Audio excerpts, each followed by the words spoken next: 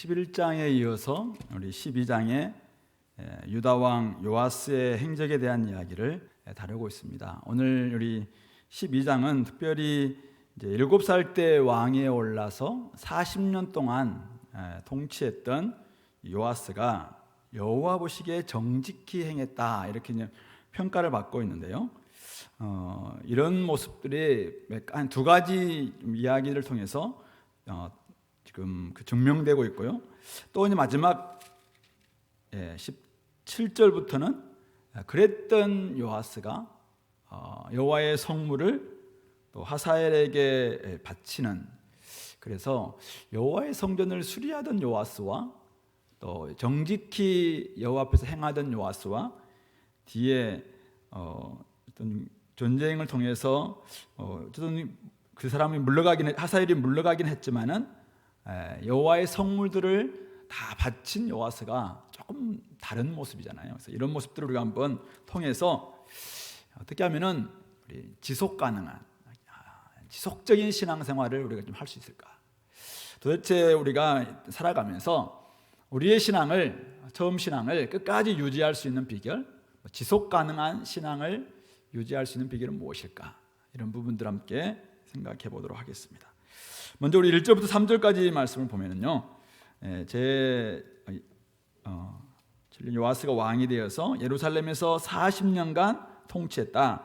21절 보니까 11장 21절에 요아스가 왕이 될 때 나이가 7세였다고 이야기했어요. 7살 때 왕이 돼서 40년 동안 통치했으니까 47까지 이제 그가 살다가 이제 통치했습니다. 그래서 어머니 이름이 시비야, 부엘사바 사람이다.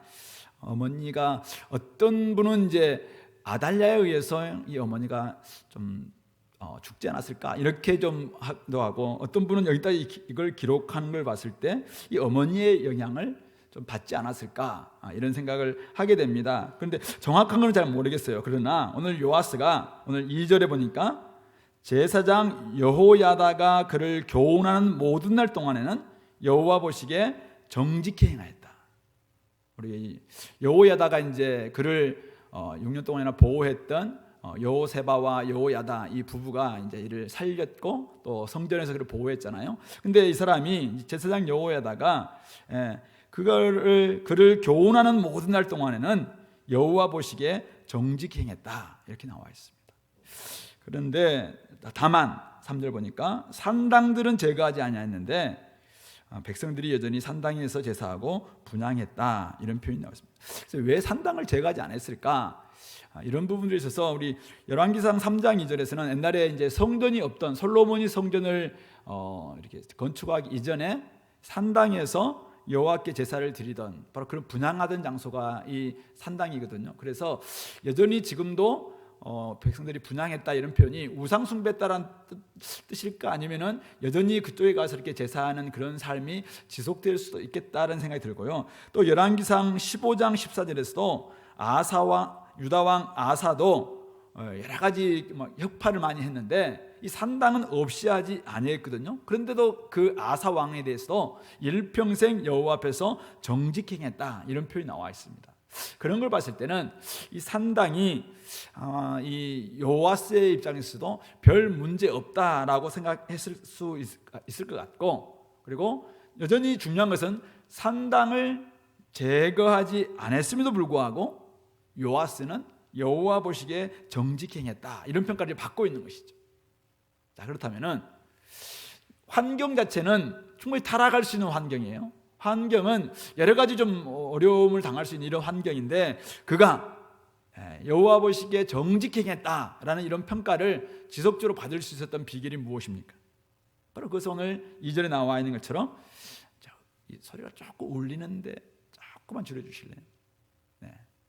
2절에 나와 있는 것처럼 제사장 여호야다가 그를 교훈하는 모든 날 동안에는 교훈하는 모든 날 동안에는, 이게 이제 핵심이겠죠. 제사장 여호야다가 그를 교훈하는 모든 날 동안, 뭘로 교훈했겠어요? 율법의 말씀, 하나님의 말씀으로 교훈했겠죠. 제사장 역할은 제사를 드리는 뿐만 아니라 백성들을 가르치는 역할인데, 특별히 왕 요아스 왕을 이 여호야다는 끊임없이 교훈했다라는 것을 말하고 있는 것이죠. 그러므로 그를 교훈하는 모든 날 동안에는 여호와 보시기에 정직히 행하였다. 그러므로 여호와의 말씀으로 교훈받는 것, 또는 오늘 여호야다와 같은 좋은 선생을 만나는 것, 이것이 아마 지속적인 신앙을 유지할 수 있는 비결이 아닌가, 이렇게 우리 생각해 볼 수 있을 것 같습니다. 여러분도 그렇게 생각하시죠? 네, 여러분들도 지금 제 혼자 이야기하고 있어도 여러분들도 동의하는 이런 눈빛을 좀 보여주세요. 네, 어쨌든 여호와 앞에서 정직하게 살 수 있는 비결, 정직하게 신실하게 살 수 있는 비결은 무엇일까? 세상 문화가 침투할 수 있는 상당히 그런 영향이 될 수도 있거든요. 세상 문화가 침투할 수 있는 굉장히 어려운 환경 속에서도 거기에 물들지 않고 넘어지지 않고 그가 정직하게 하나님 앞에서 살 수 있는 비결은 무엇인가? 그것은 한마디로 말해서 좋은 선생을 곁에 두고, 그리고 끊임없이 그 좋은 선생으로부터 여호와의 말씀으로 말씀을 보급받고 공급받고 교훈받는 것, 이것이 결국은 좋은 신앙, 지속적인 신앙을 유지할 수 있는 비결이구나 라는 것을 우리가 생각해 볼 수 있습니다. 자, 어떻게 하면 적용할까요? 여러분들이 좋은 선생이 됐든지, 아니면 여러분들이 좋은 선생으로부터 공급받든지, 이렇게 우리가 적용하면 되겠죠. 좋은 선생, 우리 엄마 아빠가 우리 가정에서는 우리 자녀들에게 가장 좋은 선생님들, 우리 아이들에게 여러분보다 더 좋은 선생이 있을까요? 그러니까 우리 엄마 아빠, 어머니 아버지, 여러분들이 말씀에 좋은 선생이 되어야 됩니다. 자녀들의 앞날을 생각하면서 무엇을 우리가 준비할 것인가, 뭘 주겠습니까? 그들에게 꿈도 주고 또 비전도 주고 여러 가지 줘야 되겠지만은, 또 그들에게 실력도 키우고 또 그들의 은사도 발견해주고 앞날 이들이 어떤 직업과 좋은 또 배우자 만날 수 있도록 여러 가지를 우리가 한번 교훈해 줄 수 있겠지만은, 가장 중요한 것, 그것은 하나님의 말씀을 지속적으로 제공해서 성경적인 관점, 성경적인 세계관을 가진 그런 우리 자녀들로 키워내는 것, 이것이 결국 우리 좋은 부모가 해야 될 역할이 아닌가 생각합니다. 그렇게 하기만 한다면은 우리 자녀들은 평생, 아니 영원토록 주님 앞에서 그들이 살 수 있을 것이고, 그들은 결국 여호와 앞에서 정직하게 산다는 것이 무엇인가, 신앙을 유지한다는 것이 무엇인가 라는 것을 깨닫지 않겠나 생각을 해보는 것입니다. 그런 점에서 여러분들이 좋은 부모가 좀 되고 있는지, 또 우리 자녀들은 좋은 부모로부터 좋은 교육을 받고 있는지 한번 돌아봤으면 좋겠고, 우리 서로를 위해서 늘 기도해야 되겠죠. 내가 좋은 부모가 될 수 있도록, 좋은 선생님이 될 수 있도록 기도하시고, 우리 자녀들은 또 내가 좋은 교육을 잘 받을 수 있도록, 또 부모님이 말씀하실 때 내가 정말 잘 순종하고 깨달을 수 있도록 우리 기도를 끊임없이 함으로 말미암아 같이 한 마음 된다면은 가정에서부터 이 일들이 이루어지겠다 생각을 해봅니다. 그럼 이제 우리 가정뿐만 아니죠. 어떻게 하면 우리가 지속적으로 이 신앙 공급을 받을 것인가, 말씀을 공급받을 것인가? 결국은 좋은 교회에 만나는 것입니다. 좋은 교회에 만나서 좋은 조장들과, 아까 우리 기도했습니다마는 우리 조장님들이 끊임없이 우리 조언들을 생각하면서 기도할 뿐만 아니라 말씀으로 정말 깨우치려고 애를 쓰고 이런 소그룹들이 막 살아있다면 우리 공동체가 지속적인 신앙을 유지할 수 있다고 생각해요. 오늘 제사장 여호야다가 교훈하는 모든 날 동안에는 그가 여호와 앞에 정직하게 했다. 우리 소그룹이 말씀에 늘 깨어있고 말씀에 그 권위가 살아있고 말씀에 순종하는 역사가 있게 되고, 그러면은 그 소그룹 안에서 우리 조원들이 날마다 하나님 앞에 정직하게 살고자 애쓰지 않겠습니까? 주일날도 이야기했습니다마는 교훈과 책망과 바르게 함과 의로 교육하기에 유익한 이 말씀이 우리를 하나님의 온전한 사람으로 지금 우리를 만들어내고 있습니다. 하나님, 우리가 밖에 나가서 행할 수 있는, 또 안에서 행할 수 있는 그 능력을 갖추게 하는 것이 이 말씀이라면은, 그리고 우리의 삶에 인도자가 되는 것이 말씀이다라고 우리가 고백한다면은 결국 어떻게 돼요? 우리가 좋은 선생이 돼야 되겠죠.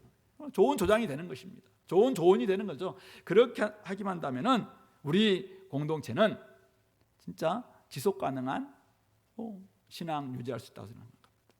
당시에는 이제 제사장 한 사람이 제사장 여호야다가 이 일들을 다 도맡아서 했고 또 제사장 그룹들이 이것을 했어요. 근데 오늘날은 우리는 많은 제사장들이 우리가 각자 제사장들이잖아요. 그럼 우리가 깨닫고 함께 말씀을 나눌 때 성령께서 우리 말씀에 풍성함을 허락해줌으로 말미암아 내가 깨우쳤던 것, 다른 사람이 깨우쳤던 걸 함께 이렇게 함께 보태져서 굉장히 풍성하고 또 내가 깨닫지 못했던 부분도 함께 깨달음으로 말미암아 또 조정도 받고 또 새롭게 함도 경험하는 이런 역사가 있지 않겠는가. 그러므로 박 목사님께서 20년 넘게 동안 이 시스템을 계속 유지하기 위해서 애를 썼고 또 교회를 세우면서 한국 교회 이게 바로 답이다. 이 마음을 가지고 우리 주은혜 교회를 개척해서 지금까지 왔잖아요. 자, 그렇다면은 이 일은 너무나 중요한 일이라고 저는 생각해요. 그래서 오늘 저와 여러분들 이 일에 좀 저는 목숨을 걸어야 된다 생각합니다. 하나님을 알아가기 위해서 우리가 어떻게 하겠습니까? 자연을 바라보면서 막 하늘을 묵상하면 하나님을 알 수 있습니까? 이 땅에서 막 우리 양심을 막 좀 묵상해 보면은 하나님을 좀 알 수 있을까요? 이 땅에 살아가는 수많은 사람들의 삶을 분석해 보면 하나님을 알 수 있겠죠. 일면을 알 수 일면 어느 정도 부분 알 수 있습니다. 그러나 그래서 온전한 알미 아닙니다. 하나님은 우리에게 계시의 방편으로 특별 계시 방편으로 결국은 성경을 우리에게 주셨습니다. 66권 1189장의 성경을 우리에게 주셨어요. 그러므로 이 말씀이 오늘 끊임없이 우리에게 교훈하는 동안, 그래서 우리가 그 교훈에 노출되고 그 교훈을 받는 동안 우리는 살아있는 신앙을 유지할 수 있다. 그러므로 이곳에 있는 우리 성도님들, 여러분들이 좀 말씀 보는 걸 좀 내가 게을리하고 있다. 그러면 내가 좀 신앙이 갈수록 좀 떨어지고 있다 이렇게 생각해야 됩니다. 끊임없이 우리가 오르막길을 가야 되는데 떨어지려고 할 때마다 다시 한번 말씀이 우리의 교훈과 잘못길로 갈 때마다 책망하면 바르기 위해서 다시 올라가고 이 끊임없는 이것을 반복해야 할 수 있어야 됩니다. 그러나 만약 말씀의 공급이 없으면 떨어지는 것 계속 더 떨어질 수밖에 없어요. 우리의 삶이. 그러므로 끊임없이 우리가 이런 부분들을 조정함으로 말씀을 지속적으로 공급받음으로 신앙을 잘 유지할 수 있는 그런 모습들 될 수 있기 바랍니다. 두 번째, 이건 너무 잘 아는 내용이라서 이제 이쯤 하고 넘어갑시다. 4절부터 16절까지가 이제 두 번째 오늘 요아스가 했던 일인데요. 요아스가 제사장들에게 여호와의 성전에 거룩하게 하여 드리는 모든 돈 이제 헌금을 이야기하는 거예요. 사람이 통용하는 은을 우리 다른 번역 이렇게 보면은 이제 인구 센서스, 그러니까 인구 조사할 때 결국은 이들이 성전세를 내거든요. 성전세. 원래 생명의 속전으로 이제는 성전세를 내게 되는데 바로 그걸 의미합니다. 그러니까 이것은 조사할 때 이제 내는 그 돈뿐만 아니라 각 사람의 몸값으로 드리는 은, 이것은 이제 자기가 서원했을 때 서원값으로 드리는 이 헌금을 의미하고, 자원하여 여호와의 성전에 드리는, 이건 이제 자원하는 마음으로 진짜 이거는 자원제로 드리는 이런 이제 헌금을 쭉 다 보고 이 모든 은을 제사장들이 각각 아는 자에게서 받아들여. 이 말은 조금 우리 성경이 그죠? 아는 자들에게, 자기가 알고 아는 사람들이 다 받아서 이것을 수리해라 이 말이 아니라 헌금을 관리하고 있는 성전에 이제 자기 제사장 안에서 여러 가지 역할들 있잖아요. 재정 담당, 우리 같으면 회계한테 이것을 받아서 성전의 어느 곳이든지 파손된 것을 보거든 그것을 수리하라. 이게 이제 요아스의 명령이었습니다. 이게 언제인지 정확히 나와 있잖아요. 언제 이 명령이 있었는지. 그런데 6절 보니까 요아스 왕 제23년에 이르도록, 만약 1년에 제1년에 했다면 23년이 걸렸을 거고, 그렇게까지는 사실은 요아스가 말해놓고 관리를 하지 않았든지 그렇지는 않았겠죠. 그럼 어쨌든 23년을 보니까 제사장들이 성전의 파손한 데를 수리하지 않는 거예요. 아니, 왕이 명령했는데 성전은 지금 곳곳에 파손되어 있습니다. 왜냐하면 그 아달랴라는 이제 그 아합의 딸이 몇 년 동안 통치했잖아요. 그 통치하는 동안 그때 아달랴의 아들들이 가서 성전을 다 파괴했다라는 표현들이 우리 열왕기하에 나와 있지 않은데 역대하 24장 7절에서는 그렇게 나와 있습니다. 그러니까 그로 말미암아 지금 성전이 곳곳에 막 파손되어 있습니다. 그러니까 성전이 파손됐다는 것은 예배가 성전 제사가 온전히 드리지 않게 되었다라는 것을 알 수 있잖아요. 그래서 이제 요아스는 성전 제사가 회복되기 위해서 이렇게 좀 수리해라 이렇게 이야기를 명령을 내린 거죠. 근데 23년 되도록 이것이 시행되지 않고 있습니다. 그러니까 예배가 만약 드려지지 않고 있다면 신앙이 뚝 떨어질 수밖에 없을 거잖아요. 성전이 온전히 이렇게 돌아가고 성전 시스템이 돌아가야지 신앙이 회복될 텐데 그런 부분들 좀 고치라고 하는데도 안 되는 거예요. 그래서 어떻게 합니까? 7절 보니까 요아스 왕이 대제사장 여호야다를 부릅니다. 그리고 제사장들 불러서 너희가 어찌하여 이 파손한 데를 수리하지 않느냐? 이제부터는 너희가 아는 사람, 즉 아까 우리 이야기했던 재정 담당자에게 은 받지 말고 그들이 성전의 파손한 데를 위해서 직접 드리게 해라 라고 하면서 너희들이 더 이상 이제 손 떼라 이렇게 해서 8절 제사장들이 다시는 백성에게 은을 받지도 아니하고 성전 파손한 것을 수리하지도 아니하기로 동의했다. 그러니까 결국은 이제 요아스 왕이 너희들이 아까 이야기했던 재정의 워낙 그 헌금이라는 것이 성전의 곳곳에 다른 곳에 써야 되는데 결국 이 성전 파손한 데는 쓰기에는 명목이 없다 보니까 결국 이렇게 돌리지 않게 되는 이런 상황 속에서 너희들 손 떼라 라고 이야기했고 결국 그들은 성전 파손하는 것을 자기들도 수리하지 않겠다라고 동의를 하게 됩니다. 그러면 동의했으면은 성전은 아예 그냥 끝나게 되는 거잖아요.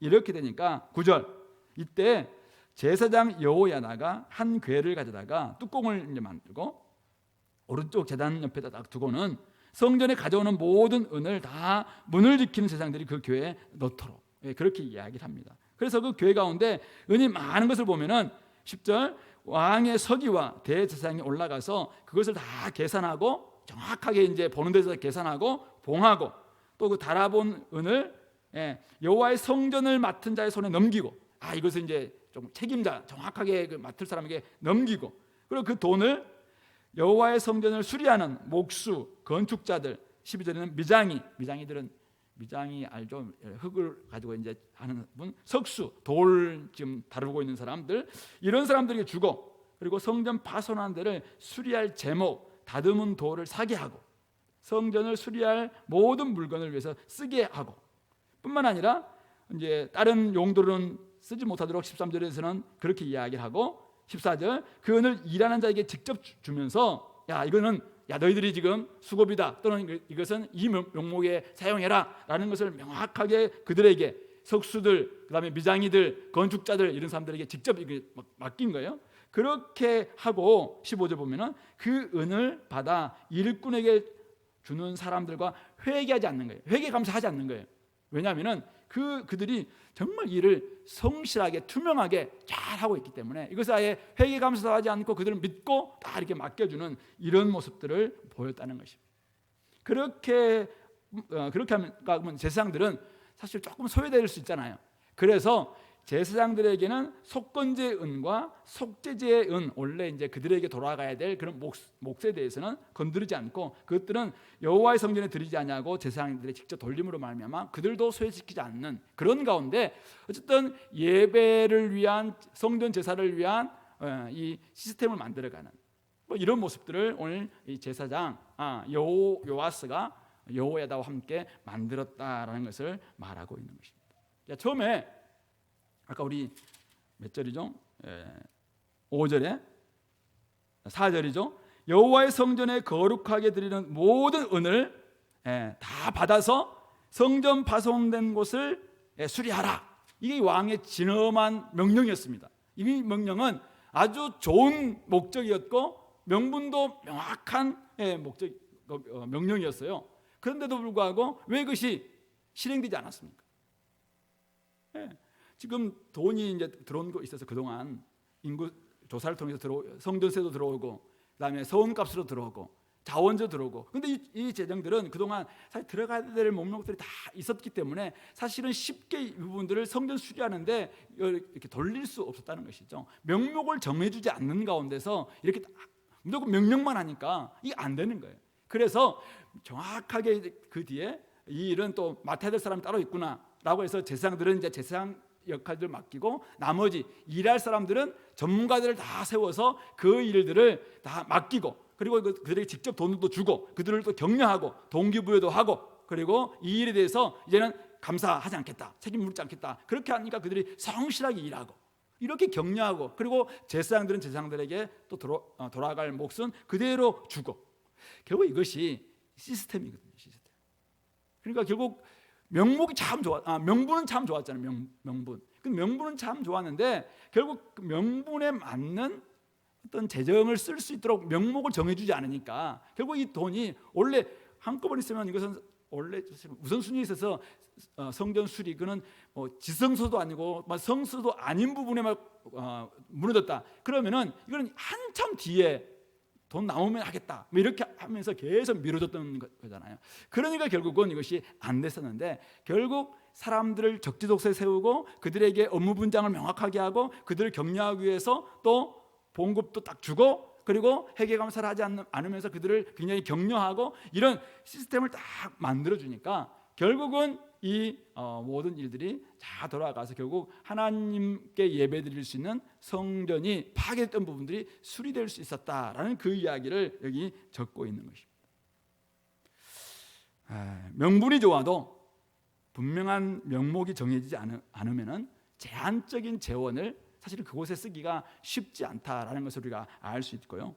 그리고 적절한 사람을 잘 세우고 우선순위와 그에 따른 여러 가지 업무 분장을 잘 만들어주는 것, 그것이 결국은 여러 가지 그 좋은 명분과 좋은 목적과 좋은 사명을 정말 이루어갈 수 있게 만드는 하나의 작은 힘이다라는 것을 우리에게 보여주고 있는 것이죠. 그렇게 함으로 말미암아 그동안 일이 너무 멀리 있었던 제사장들도 자기 일만 하면 되고, 그리고 그동안 조금 쉬고 있었던 아까 미장이라든지 이런 사람들, 더 많은 사람들이 교회 일에 들어오게 되고, 우리 사도행전 6장에 나와 있는 일곱 집사를 세웠던 그때의 초대교회 모습과 그 비슷한 내용이잖아요. 결국 서로가 윈윈할 수 있는 이런 모습이 될 수 있었고, 교회는 교회대로 이제는 예배 시스템이 언제 돌아가는 이런 모습이 될 수 있었다라는 것입니다.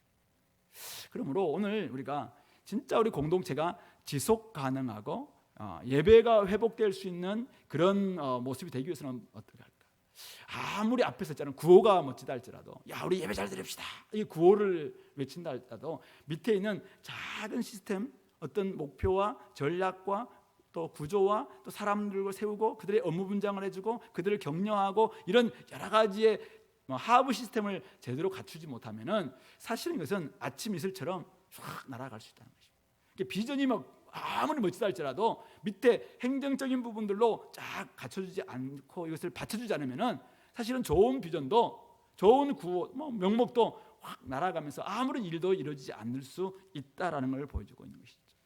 그러므로 우리 주님께서 먼저 그의 나라와 의를 구해라, 얼마나 좋은 명분이고 또 우리가 따라야 될 주님의 명령입니까?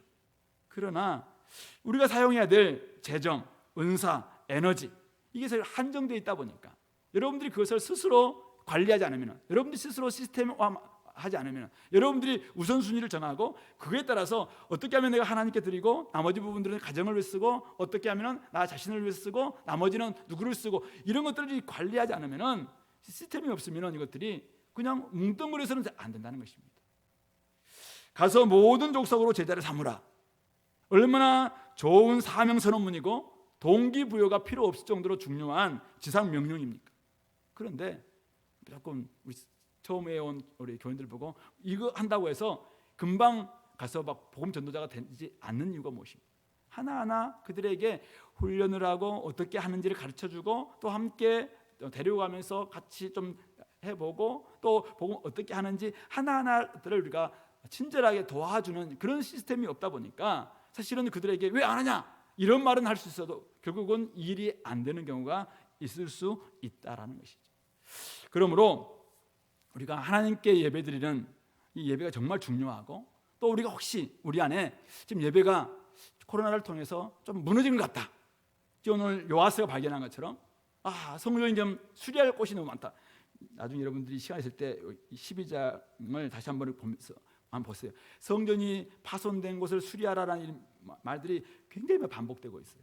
그 정도로 당시에 이 중요한 관점이 뭐냐면 성전이 지금 무너져 있었고 성전을 수리해야 된다라는 것이 이 요아스가 보았던 아주 중요한 사실은 미션이었던 것이죠. 오늘 우리 삶 가운데서 지금 혹시 코로나로 말미암아 우리가 예배가 좀 무너진 것 같다. 이게 이제 우리 공동체가 좀 같이 공감하고 있는 그런 모습이랍니다. 옛날에는 막 이렇게 수예배도 많이 나오고 예배도 막 북적거리고 끝나고 나면 막 가지 않고 열심히 뭔가를 하려고 했는데 요즘은 좀 그런 모습들이 없는 것 같다. 이게 생각하면서 우리가 한번 이 예배를 한번 회복해 보자. 이 좋은 이제 명분이에요. 좋은 목적이잖아요. 자, 그렇다면 이거 어떻게 할 수 있겠는가? 해보자. 안 하죠. 해보자. 근데 안 하는 거예요. 왜요? 이 사실은 어떻게 해야 될지를 또 잊어버리기도 하고. 그래서 우리가 작은 목표라든지 아니 소그룹에서 이것을 먼저 해본다든지 또 우리가 누군가를 함께 나와서 같이 데리고 온다든지 이런 작은 어떤 도움 시스템 누군가를 격려하고 동기부여해주고 또 우선순위를 정하고 이런 것들이 결국 있을 때 결국 교회가 제대로 돌아갈 수 있겠다라는 사실입니다. 요즘 이제 2023년을 생각하면서 어디를 좀 우리가 한국 교회가 더 강조점을 둬야 될 것인가 이걸 생각하면서 이제 많은 분들이 여러 가지 분석을 내놓기도 하고 또 책을 쓰기도 하고 이렇게 하고 있는데요. 많은 것 중에 하나가 이제 이렇게 다시 한번 모이기를 모여야 되는데 코로나의 여파 때문에 대형 집회 또 함께 모이는 이 부분에 대해서는 조금 두려움이 있다는 거예요.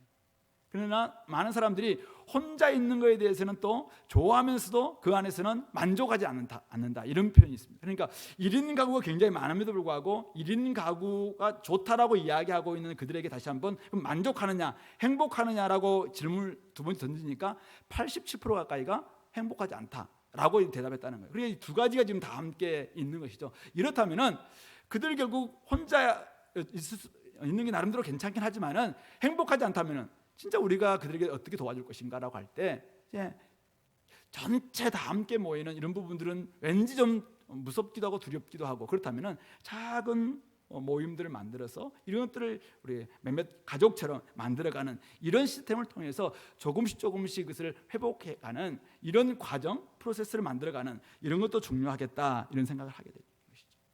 뿐만 아니라 우리 교회 앞날을 생각하면서 그죠? 이제 우리 교회는 끊임없이 왔지만은 우리 박 목사님도 저한테 이제 막 교회당을 물려주지 못해서 미안하다 이런 이야기를 몇 번 하셨어요. 자, 그렇다면 우리가 장소가 필요하냐 안 필요하냐 이제. 우리는 지금 여기 우리 공간은 있어요, 공간. 근데 진짜 여기서 공간과 장소의 차이점을 누군가가 이야기하던데요. 공간은 우리 함께 모이는 공간이라면 장소라는 것은 우리들의 이야기가 만들어지는 그런 곳이 될 때 장소다 이렇게 이야기하던데 장소와 공간 어느 게 더 중요한지 정확한 문제. 어쨌든 장소가 훨씬 더 중요하다라고 이야기하면서 우리에게 함께 예배하면서 우리의 하나님 나라 이야기를 만들 수 있는 장소로서 우리 주은혜 교회당이 필요하다. 이게 진짜 우리의 가장 중요한 급선무다. 이게 딱 명분으로 딱 정해졌다면 어떻게 해야 되느냐 만들어 봅시다. 20년 동안 안 만들어지잖아요.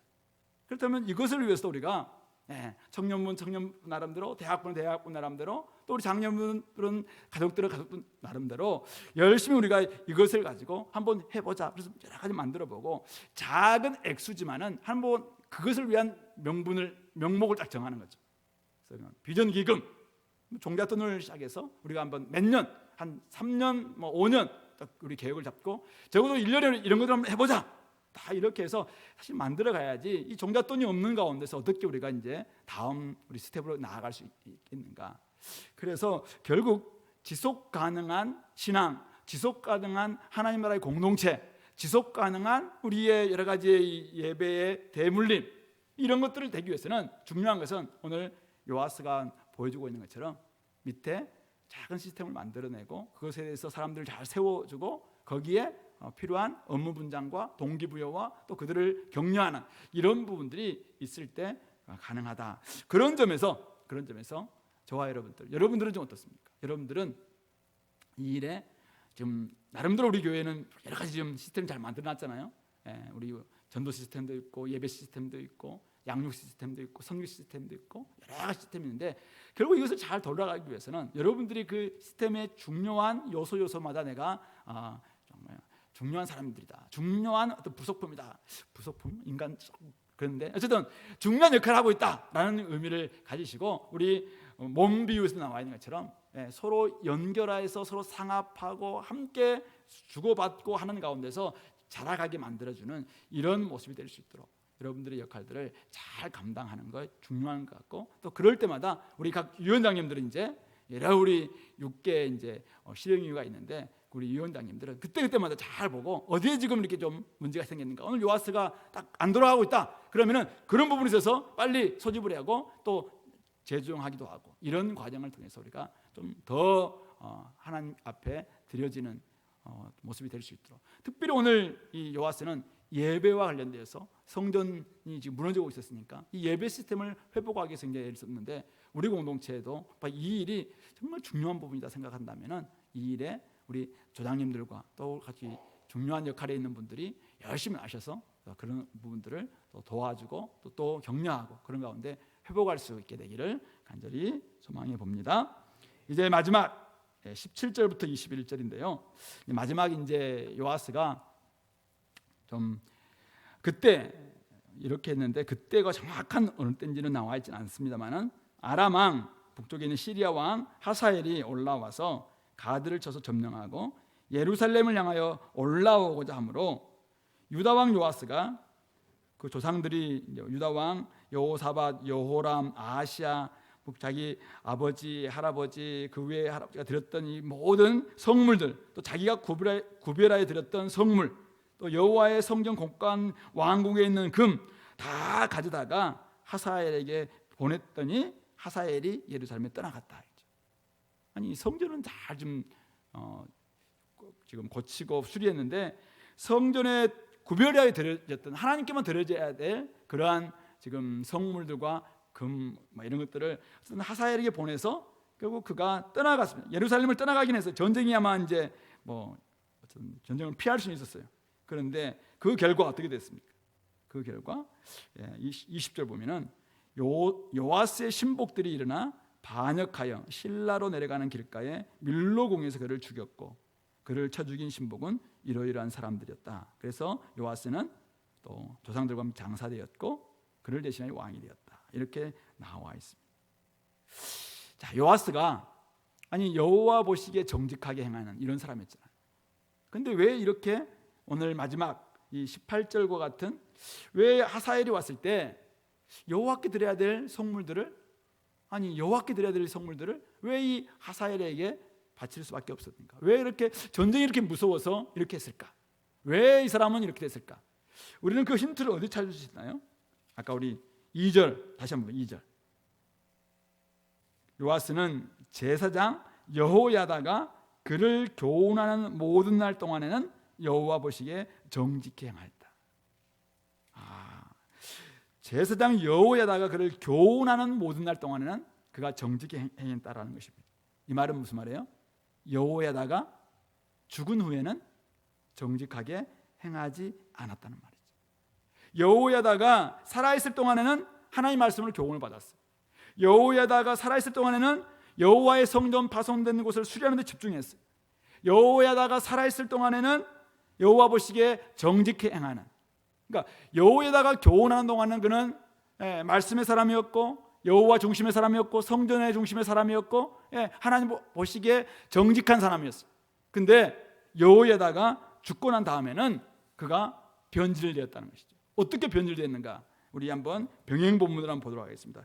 역대하 24장입니다. 우리 역대하 말씀 한번 볼게요. 역대하 24장 15절부터 우리 22절 보겠는데요. 688페이지입니다. 구약성경. 자, 역대하 24장 15절부터 제가 한번 쭉 한번 읽어 나가 볼게요. 여호야다가 나이가 많고 늙어서 죽으니 죽을 때에 130세라. 무리가 다윗성 여러 왕의 묘실 중에 장사했으니 이는 그가 이스라엘과 하나님과 그의 성전에 대하여 선을 행하였음이더라. 여호야다가 죽은 후에 유다 방백들이 와서 왕에게 절하매 왕이 그들의 말을 듣고 그의 조상들의 하나님 여호와의 전을 버리고 아세라 목상과 우상을 섬겼으므로 그 죄로 말미암아 진노가 유다와 예루살렘에 임하니라. 그러나 여호와께서 그들에게 선지자를 보내사 다시 여호와에게로 돌아오게 하려 하심에 선지자들이 그들에게 경고하였으나 듣지 아니하니라. 이에 하나님의 영이 제사장 여호야다의 아들 스가랴를 감동시키심에 그가 백성 앞에 높이 서서 그들에게 이르되 하나님이 이같이 말씀하시기를 너희가 어찌하여 여호와의 명령을 거역하여 스스로 형통하지 못하게 하느냐 하셨나니 너희가 여호와를 버렸으므로 여호와께서 너희를 버리셨느니라 하나 우리가 함께 꾀하고 왕의 명령을 따라 그를 여호와의 전 뜰 안에서 돌로 쳐 죽였더라. 요아스 왕이 이와 같이 스가랴의 아버지 여호야다가 베푼 은혜를 기억하지 아니하고 그의 아들을 죽이니 그가 죽을 때에 이르되 여호와는 감찰하시고 신원하여 주옵소서 하니라. 너무나 아픈 말씀이죠. 여호야다가 살아있을 동안에는 여호야다의 영향을 받아서 여호와 앞에 정직히 행하는 하나님의 사람이었고 말씀의 사람이었고 성전의 사람이었고 정직한 사람이었습니다. 그런데 여호야다가 죽자 이제는 유다 방백들이 부추김에 따라서 유다 방백들의 현실적인 필요 많이 이야기했겠죠. 이거에 따라서 여호와의 신앙으로부터 돌아서서 불신앙의 사람으로 바뀌고 있다는 것입니다.